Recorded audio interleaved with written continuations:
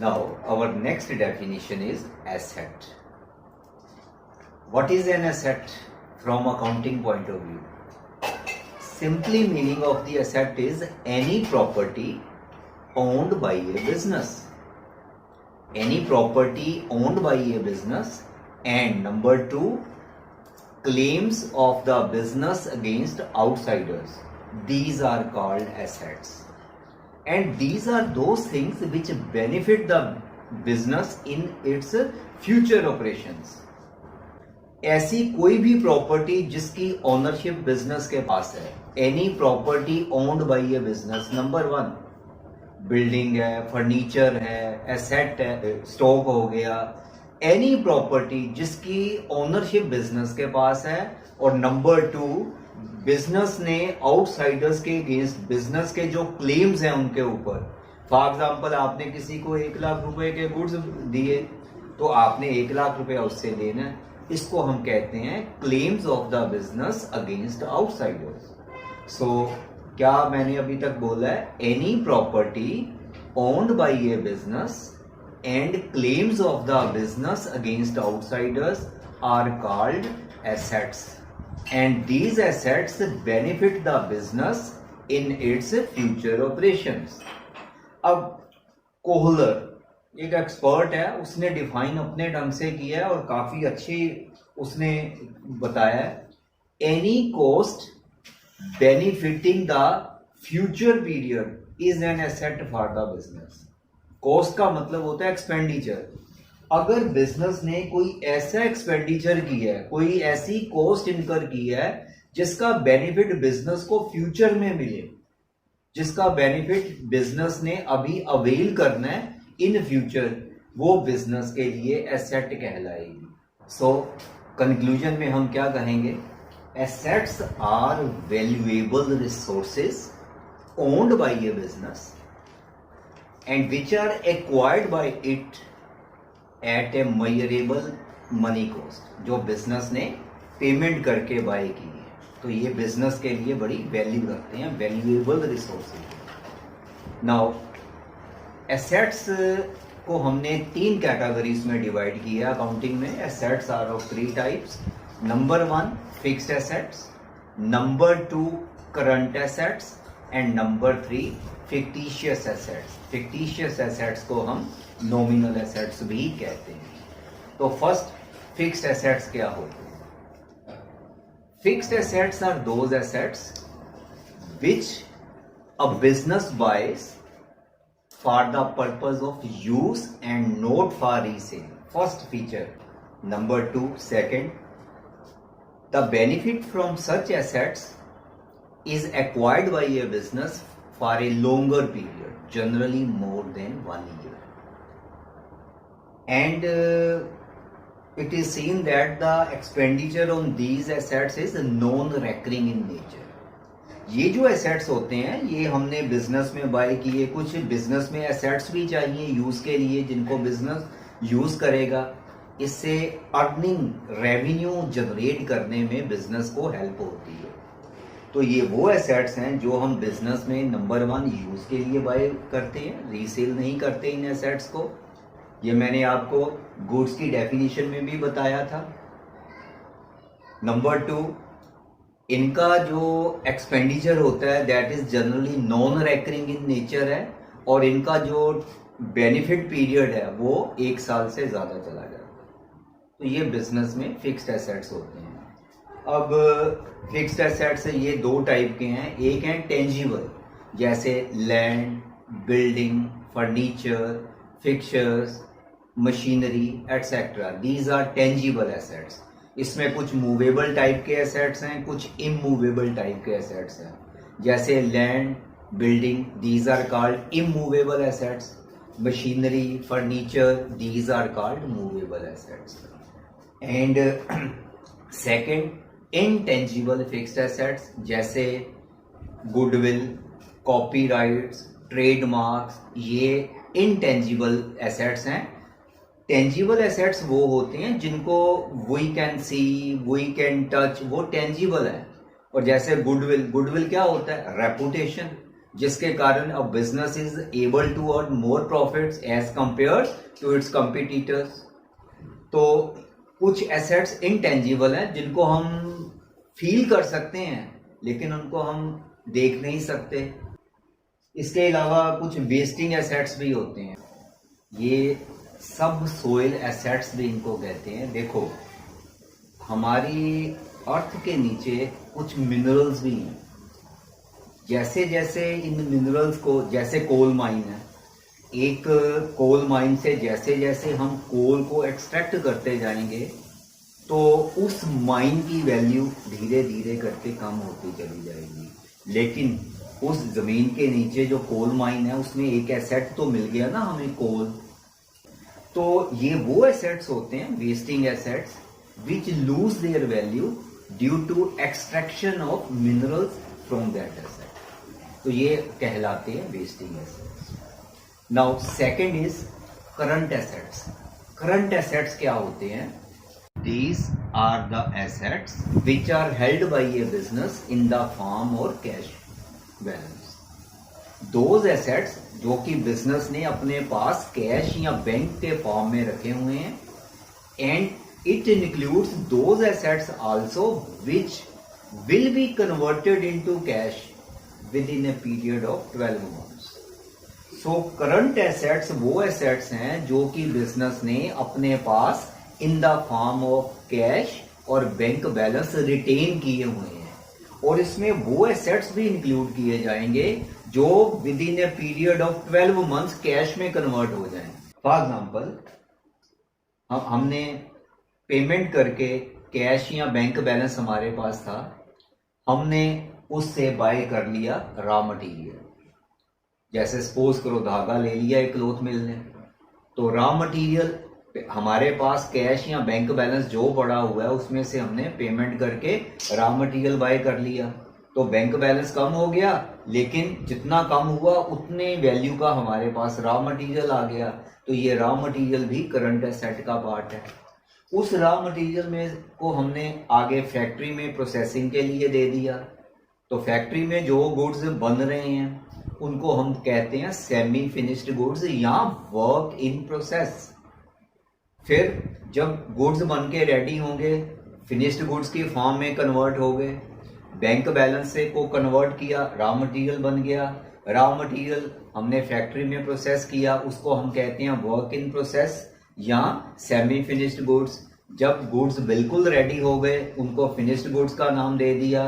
जब finished goods बन के रेडी होंगे तब मार्केट में उनको सेल कर दिया जाएगा। जब सेल करेंगे, अगर क्रेडिट बेसिस पे सेल करते हैं तो जो कस्टमर्स होंगे उनको हम कहेंगे बिजनेस के डेटर्स। अकाउंटिंग में अगर हम किसी अपने कस्टमर को क्रेडिट बेसिस पे गुड्स बेचें तो जिस पर्सन ने हमसे गुड्स बाय किए हैं उसको हम अकाउंटिंग में कहते हैं डेटर। तो वो हमारा डेटर बन गया, और जब डेटर्स अपने टाइम पे हमें पेमेंट करेंगे तो फिर हमारे पास कैश या बैंक बैलेंस बढ़ जाएगा, वो आ जाएगा। तो ये जो करंट एसेट्स होते हैं ये रिवॉल्व करते हैं, ये एक सर्कल बना लेते हैं। पहले हमारे पास कैश था, कैश से रॉ मटेरियल बना, रॉ मटेरियल से वर्क इन प्रोसेस, फिर फिनिश्ड गुड्स, फिर डेटर्स बने, फिर कैश बन गया। तो इन एसेट्स को हमने इसको नाम दे दिया करंट एसेट्स। करंट एसेट्स में प्रीपेड एक्सपेंसेस भी आ जाते हैं। इसकी और भी एग्जांपल्स हैं, प्रीपेड एक्सपेंसेस और इनकम आउटस्टैंडिंग, ये भी हम इनको करंट एसेट्स मानते हैं। नेक्स्ट थर्ड डेफिनेशन पे आते हैं, वो है फिक्टिशियस एसेट्स और नॉमिनल एसेट्स। एसेट्स 3 टाइप के बताए, जिसमें थर्ड टाइप थी फिक्टिशियस एसेट्स। फिक्टिशियस का मीनिंग होता है something which is not real, which is not existing in physical form. इसकी कोई फिजिकल फॉर्म नहीं है, वी कांट सी ये क्या है।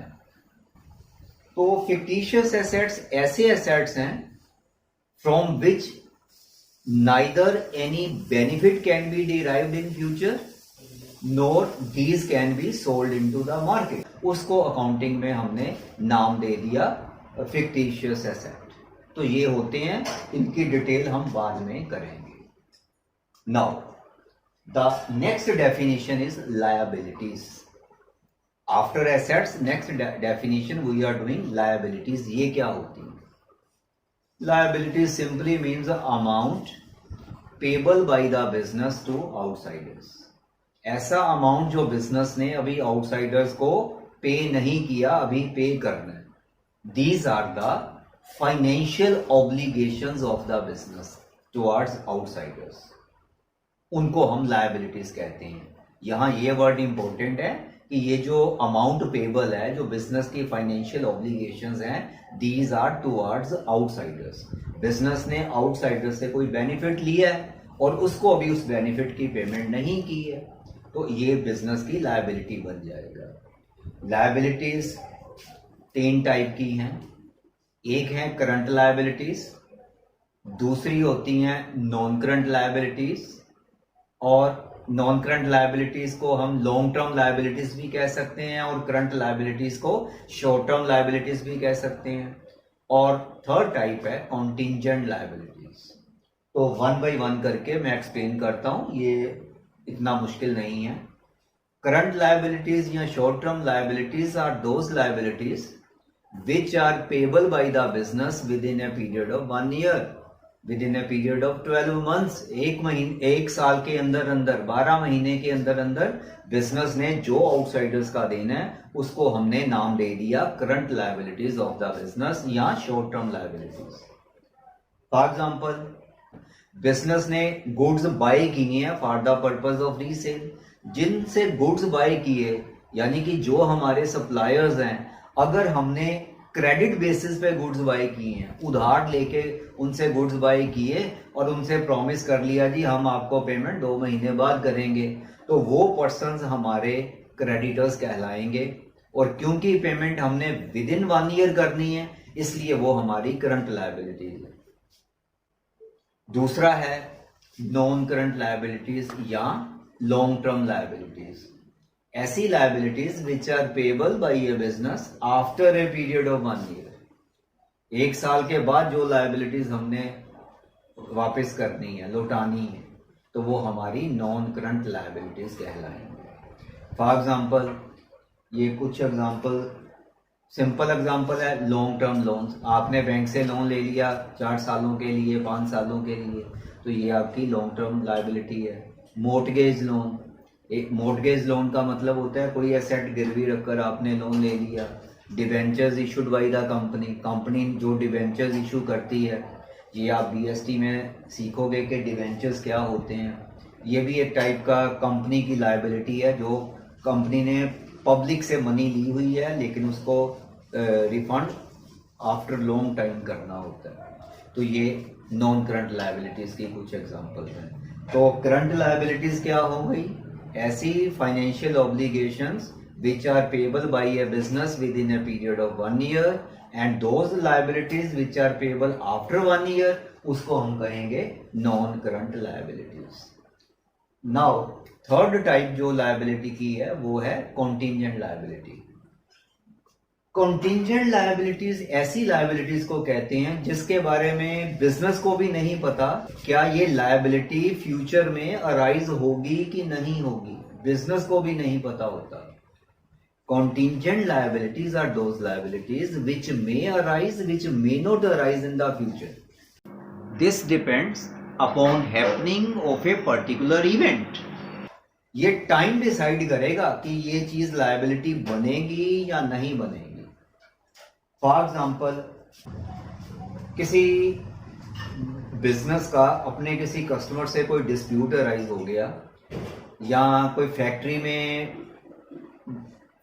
कोई एक्सीडेंट हो गया, वर्क को कुछ इंजरी आ गई और जो उसका बॉडी का पार्ट्स इंजर्ड हुआ, बिजनेसमैन ने उसको थोड़ी कंपेंसेशन दे दी और जो भी उसके मेडिसिन के एक्सपेंसेस थे वो भी पे कर दिए। अब वर्कर कहता है कि एज पर लॉ बिजनेस ने मुझे कम अमाउंट कंपेंसेट किया है, और बिजनेस कह रहा है कि मैंने तो इसको पूरा अमाउंट पे किया है। अगर वो वर्कर बिजनेस के अगेंस्ट कोई क्लेम कर देता है, कोई केस फाइल कर देता है बिजनेस के ऊपर, मान लो बिजनेस ने उसको 20,000 रुपए की पेमेंट की है, और वो वर्कर कह रहा है कि मेरा क्लेम 50,000 का बनता है, तो मामला चला गया कोर्ट में। अब जज के डिसीजन पे डिपेंड करेगा कि डिसीजन बिजनेस के फेवर में आता है या वर्कर की फेवर में डिसीजन जाता है। अगर तो डिसीजन वर्कर की फेवर में चला गया तो बिजनेस को 30,000 रुपीज और पे करने पड़ेंगे, और अगर बिजनेस की फेवर में आ गया तो बिजनेस को फर्दर कोई अमाउंट पे नहीं करना पड़ेगा। तो ऐसी लायबिलिटी, तो मैंने क्या बोला इसकी example, claims against the business, business के अगेंस्ट जो क्लेम्स फाइल हुए हैं, not acknowledged as debt by the business till now, अब तक बिजनेस ने उसको एज डेट नहीं माना है। इसकी दूसरी एग्जांपल है लायबिलिटी फॉर बिल्स डिस्काउंटेड। अब ये एक चैप्टर आगे आता है बिल ऑफ एक्सचेंज, वहां हम इसको डिटेल में करेंगे, अभी आप इसको याद रखो, अभी नहीं तो काफी लंबी डेफिनेशन चली जाएगी। और जो एक तीसरी एग्जांपल है वो है liability for standing surety against a debt. मान लो किसी ने बैंक से कोई लोन लिया और आपने उसकी श्योरिटी डाल दी, आपने बैंक को कहा, आपने बैंक के साथ प्रॉमिस किया कि इस पर्सन को लोन दे दिया जाए, अगर ये लोन पे नहीं करेगा तो बिजनेस कहता है मैं लोन पे कर दूंगा, साइन कर दिए, बिजनेस श्योरिटी स्टैंड हो गया। अब उसने जितने भी टाइम के लिए लोन लिया था, 2 साल के लिए, या उसने लोन तो 2 साल के बाद अगर तो उसने लोन पे कर दिया तब हमारी कोई लायबिलिटी नहीं है टुवर्ड्स बैंक, और अगर वो लोन पे करने में कोई डिफॉल्ट करता है तो बैंक वो हमसे लोन की डिमांड करेगा कि बाकी का अमाउंट आप पे करो। तो ये फ्यूचर पे डिपेंड करेगा कि क्या होगा, इसका तो हमें भी नहीं पता, क्या वो पार्टी बैंक को लोन पे करेगी, रिफंड करेगी या नहीं करेगी, तो ये भी हमारी कॉन्टिंजेंट लायबिलिटी है। नाउ नेक्स्ट आती है डेफिनेशन, अगला टर्म है इक्विटी। इक्विटी क्या होता है, what is equity from business point of view? Equity का सिंपल मीनिंग होता है claims against the business. Business के पास क्या चीज है जिसके अगेंस्ट क्लेम किए जाए? देखो, बिजनेस स्टार्ट करने के लिए प्रोप्राइटर ने तो पैसा लगा दिया जिसको हमने नाम दे दिया कैपिटल, तो बिजनेस के पास कैपिटल आ गई, वो बिजनेस के पास कैश आ गया तो बिजनेस की एसेट बन गई। और अगर फर्दर जरूरत पड़े तो हम बैंक से भी लोन ले सकते हैं, आउटसाइडर्स भी हमें लोन दे देते हैं, आउटसाइडर्स का भी पैसा बिजनेस में लगा होता है। जैसे आपने किसी से गुड्स बाय कर लिए 2 लाख रुपए के और उसको कहा कि पेमेंट 2 महीने के बाद करेंगे, तो 2 लाख रुपए का बेनिफिट तो एसेट्स तो बिजनेस में आ गए, बिजनेस की स्टॉक जो आया वो बिजनेस की एसेट बन गया। हमने भी बिजनेस में पैसा लगाया था, हमने भी 5 लाख रुपया लगाया, 2 लाख के गुड्स उधार से ले लिए, अब बिजनेस के पास 5 लाख का कैश हो गया, 2 लाख के गुड्स हो गए। तो ये जो बिजनेस के टोटल एसेट्स होते हैं उसको कंट्रीब्यूट किसने किया? जिन पार्टीज ने बिजनेस के एसेट्स में अपनी कंट्रीब्यूशन की होती है तो उनका क्लेम होता है बिजनेस के अगेंस्ट। तो इक्विटी का सिंपली मीनिंग है claims against the business assets, वो इक्विटी है। All claims against the assets of a business are called equity. अब इक्विटी 2 टाइप की हो गई, पहला क्रेडिटर्स इक्विटी, या पहला आप ओनर्स इक्विटी चलो ले लेते हैं। ओनर्स इक्विटी ये क्या होता है? Claims of the proprietor against business assets, यानी कि बिजनेस के पास जो एसेट्स हैं उनमें प्रोप्राइटर्स ने कितना कंट्रीब्यूट किया है, उन एसेट्स में से प्रोप्राइटर ने क्या लेना है, क्या उसने कंट्रीब्यूट किया था। इसको सिंपल लैंग्वेज में आप कैपिटल भी कह सकते हो, क्योंकि प्रोप्राइटर ने जो दिया होता है उसको हम टेक्निकली कैपिटल बोलते हैं। क्रेडिट ओनर्स इक्विटी या कैपिटल हो गए। और दूसरी इक्विटी की टाइप है आउटसाइडर्स इक्विटी या क्रेडिटर्स इक्विटी। इसका मीनिंग क्या है? Claims of outsiders against the business assets, जो आउटसाइडर्स ने बिजनेस के एसेट्स के अगेंस्ट उनका कितना क्लेम है। अब जैसे मैंने आपको एक एग्जांपल दी थी अभी अभी, 5 लाख रुपया प्रोप्राइटर ने लगाया, 2 लाख के हमने गुड्स बाय कर लिए, तो बिजनेस के पास टोटल इस समय 7 लाख रुपीस के एसेट्स हो गए। उसका बैंक बैलेंस है 5 लाख रुपया और उसकी शॉप में 2 लाख रुपए का स्टॉक है, तो 7 लाख रुपया बिजनेस के पास ये टोटल एसेट्स कहलाए।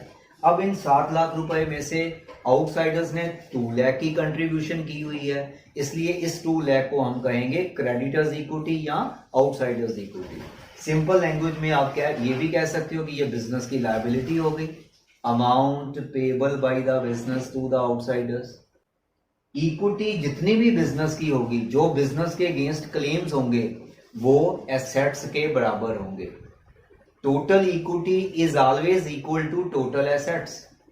तो बिजनेस के जो टोटल एसेट्स हैं वो टोटल इक्विटी के बराबर होते हैं। और इक्विटी क्योंकि 2 टाइप की हो गई, एक हो गई क्रेडिटर्स इक्विटी जिसको हम सिंपली कह गए लायबिलिटीज, और दूसरी हो गई ओनर्स इक्विटी जिसको हमने सिंपली नाम दे दिया कैपिटल। और टोटल इक्विटी टोटल एसेट्स के बराबर होती है, इसलिए हम कह सकते हैं कि assets are always equal to liabilities plus capital. तो ये एक इक्वेशन बन गई बिजनेस में, assets is equal to liabilities plus capital. इस इक्वेशन को हम अकाउंटिंग में अकाउंटिंग इक्वेशन या बैलेंस शीट इक्वेशन कहते हैं।